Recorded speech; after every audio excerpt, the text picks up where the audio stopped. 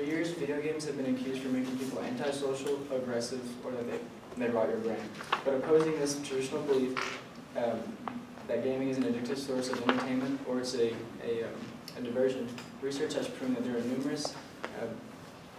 numerous benefits in increasing cognitive skills in both children and adults.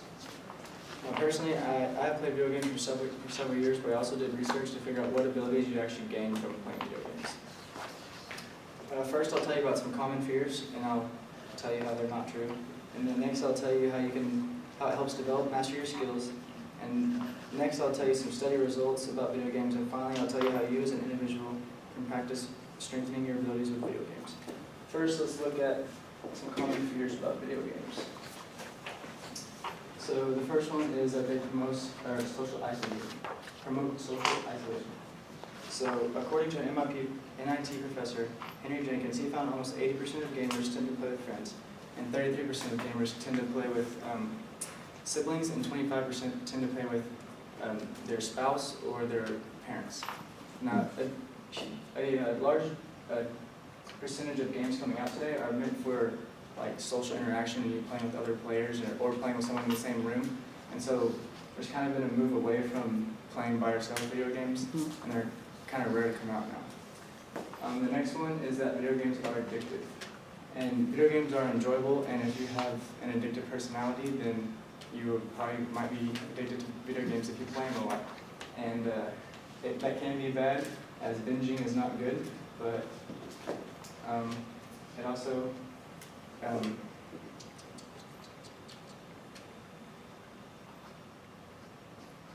the effects start to wear down after playing up to 3 hours of video games.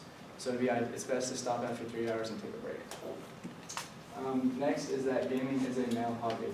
Now, I have heard this a lot from some of my female friends, and it was true probably back when video games first came out, but as time's come on, reports have shown that girls make up to 45% of online players. And the last one is that video games make you violent, which is what I probably heard the most growing up from my mom and my dad. And Oxford did a study, and they found that violent games don't necessarily lead to player aggression, but it's the difficulty and the competition that tends to lead to frustration. So those are some misconceptions about video games. Now let's look at how you can improve your skills. So first we'll look at how you can improve your vision. So brain scientist Daphne Bravelar found in her study that playing games improves an ability called contrast sensitivity function. And this ability helps us decipher between the colors of gray and black, which is beneficial for driving at night or seeing in fog.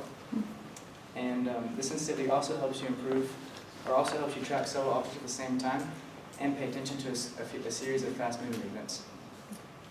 And probably the most known is hand-eye coordination, as it takes a lot of hand-eye coordination to relay information from a screen and respond fast back with your hands, especially whenever you're using a controller or something you're not used to. And the next one is that it can reduce stress and depression.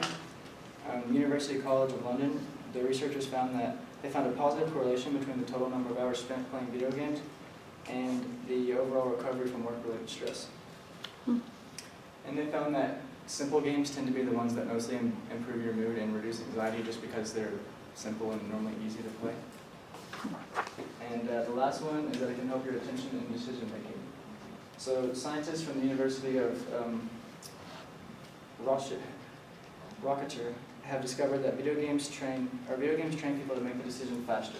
They found that players have heightened sensitivity of what's going on around them, and this benefit doesn't just make you a better video game player, but it also makes you more aware of what's going on, or like in everyday life, like when you're driving, or what's going on around you, or reading small print, or even finding your friends in a big crowd. So those are some few abilities. Now let's look at some studies that involve video games. So the first one is the treatment of amblyopia, which is lazy eye, which is a condition you normally get whenever you're are growing up. It's basically just one of your eyes tends to not work, or it tends to not work as well. And eye doctor Roger Lee and his colleagues performed experiments in which adults with the disorder played video games with their bad eye and the good eye was covered. Other adults with disorder did the same thing, but they didn't play video games. They would do tasks like knitting or watching TV. And their condition showed, or people who were playing video games showed significant improvements with their eyes often back to normal or near normal functioning, while the others didn't see such significant improvements. Now, one thing that we all have in common is that we age, and just like keeping your body in shape, you can keep your mind in shape. And one of the ways you can do that is playing video games, but there's a study done at the University of Iowa that showed that playing video games, or they had a study with 681 people over the age of 50, and they played video games for 8 hours over the week, or from 5 to 8 weeks, so it didn't, maybe 10 minutes a day or 20 minutes a day. And these tests actually slowed down the aging, or the effects of aging on their brain, and showed improvements from 1.5 to 6.5 years. And the last one is that it increases your persistence at difficult tasks. So Dr. Matthew Ventura and his colleagues found that college students who played a decent number of hours a week persisted significantly longer at attempting to solve hard math problems and algorithms and riddles than those who played no video games or little. And this gain in persistence might be seen through the positive correlation between video games and grades. So we talked about some various studies involving games. Now let's look at how you can practice. So instead of watching TV or Netflix, spend just 8 hours playing video games in 30 to 60 minute intervals, or longer if you want. And it can help improve your cognitive abilities and vision that can last up to 6 months after. Now you can play any game that sticks out to you, as there are millions to choose from, but fast-paced games or first-person shooters tend to have higher results in increasing your task.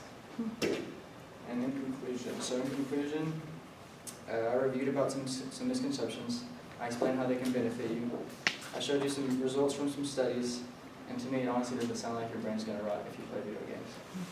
So the next time you're feeling stressed or you have nothing to do, try picking a controller, because we leave ourselves at a disadvantage if we refuse to play under false concerns that they are violent or they lead to addiction. All we know is that video games are here to stay, both good and bad, and their impact, both good and bad, is beginning to be understood at a new level.